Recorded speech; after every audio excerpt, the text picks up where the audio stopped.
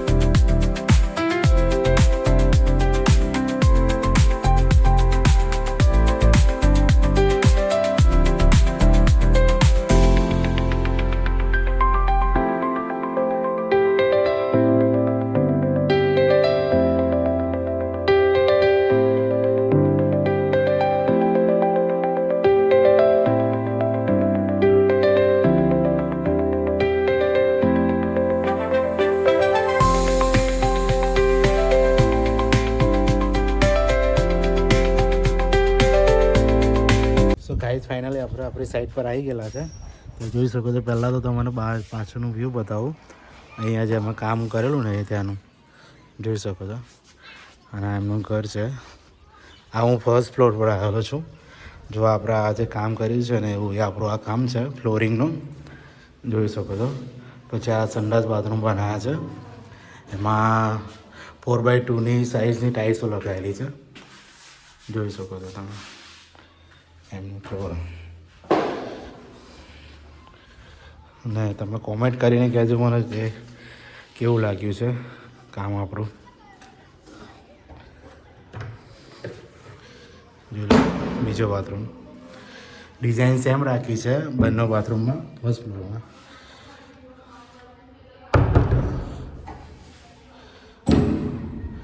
ચલો આ બીજો રૂમ છે. એમની ચોઈસ પ્રમાણે ના સ્ટ્રેટ છે, દાદર ટપ્પા.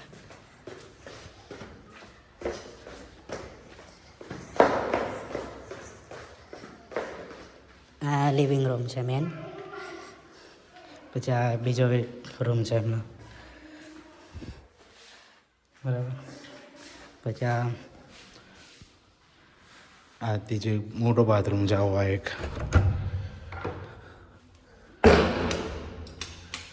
લાઇટ હજી ચાલુ નહીં થયેલી, જોઈ લો તમે.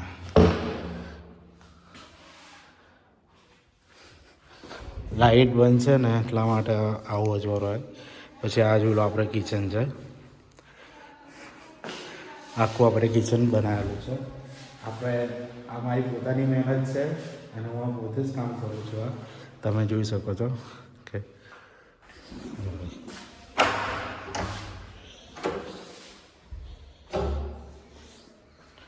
જો લો હવે ક્લીન દેખાશે તમારે. આ દાદા ટપ્પા ફરી તમને એક વાર બતાવી દો.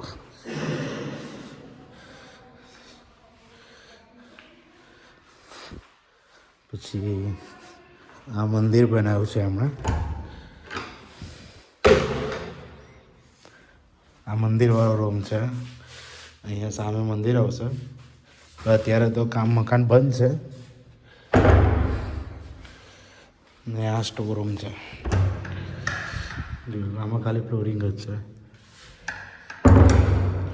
તો મને કોમેન્ટ કરીને કહેજો કે આપણું કામ તમને કેવું લાગે છે. હવે અમે ભરવા આવ્યા છે. આજે નીચે છે ને એપોક્સી ભરવાની છે. ગ્રાઉન્ડ છે ને એની અંદર ચલો હા લાઈન ટુ લાઈન બધા રૂમોમાં લાઈન મેળવેલી છે. આ રૂમ અલગ કરો એટલે આમાં વચ્ચે એક ઉંમર લઈ અને ચેન્જ કરી નાખેલો છે.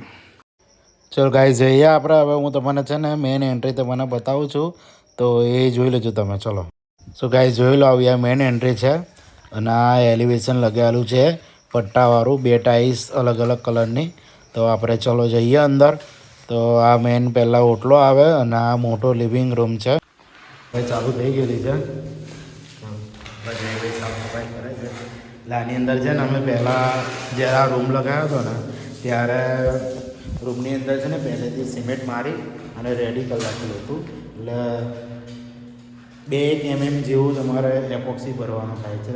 એટલે પહેલાં બધા કેવું કરે છે કે વ્હાઇટ સિમેન્ટ લઈ અને મારે અને પછી એની ઉપર પાછી થોડુંક ડાઉન કરીને એપોક્સી પછી ભરે. એટલે અમે કેવું કરીએ છીએ કે પહેલાં જ્યારે રૂમ લગાવીએ ત્યારે એપોક્સી બધો અંદર માલ ભરી દઈએ અને પછી જે પ્રેશર આવે ને એ પ્રેશરથી થોડુંક કાપી અને 2 mm જેટલું ને એને એટલી ઊંડાઈ માપની જ કરી નાખીએ.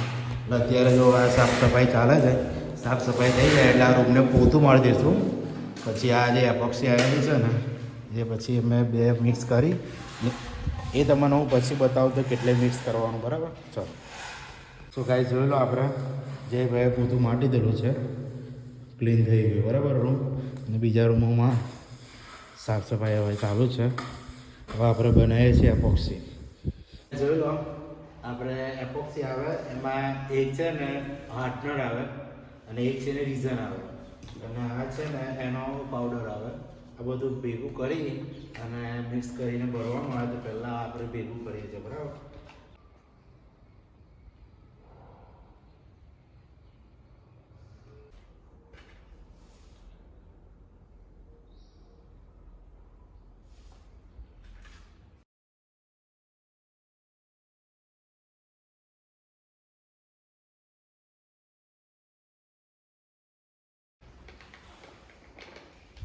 આમાં પાવડર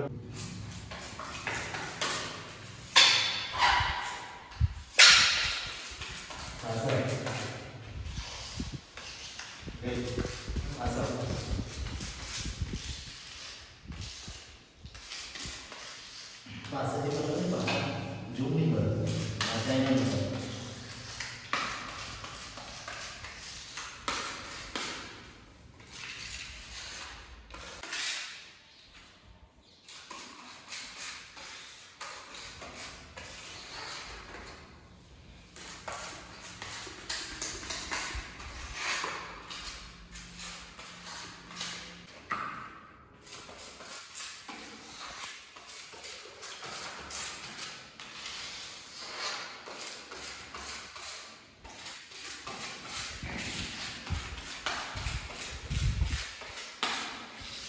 પર કે ઇન્સ્ટાગ્રામ પર ફેસબુક પર મારે ડાયરેક્ટ તમે જીમેલ પર અથવા મેસેજ તમે મને કરી શકો છો. ગાઈસ જોઈ લો આપણે જમવા બેસી ગયા છે. ટિફિન લઈને આવ્યા છે. ગામડે છે એટલે ખાસી દૂર છે.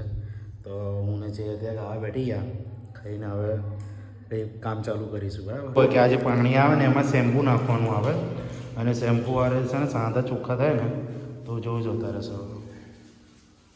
થઈ ગયું ક્લીન. જોઈ લો. ને એમાં કેવું કે આજે ગોલ ગોલ જ ફરાવાનું ને એમાં વજન નહીં આપવાનો હોય. તમે વજન આપો ને તો અંદર ખાડા પડી જાય. જો અત્યારે નહીં હોય ખાડા છે.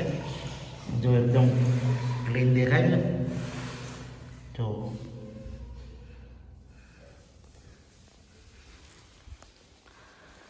આપણે જઈએ આવે ઘરે. કંઈક કશું બોલવાનું છે. જયભાઈને સારામાં આવે.